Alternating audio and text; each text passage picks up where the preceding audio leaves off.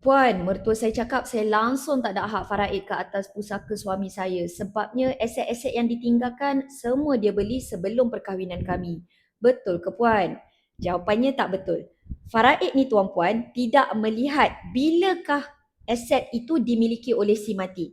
Sebaliknya asalkan aset itu dimiliki si mati, tak kisah bila dia dapat sebelum selepas perkahwinan ke, masa dia kecil ke, ataupun daripada mana dia dapat, bila dia meninggal, automatik menjadi pusaka milik waris faraid termasuklah pasangannya tadi. Jadi, si isteri ada hak faraid ke atas semua aset-aset yang si suami ini tinggalkan tanpa mengira bilakah aset itu dimiliki oleh suami ini, sama ada sebelum perkahwinan atau selepas perkahwinan.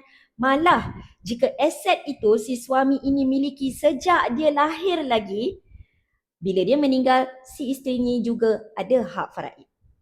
Elakkan pusaka bertukar puaka, kita jumpa di video seterusnya.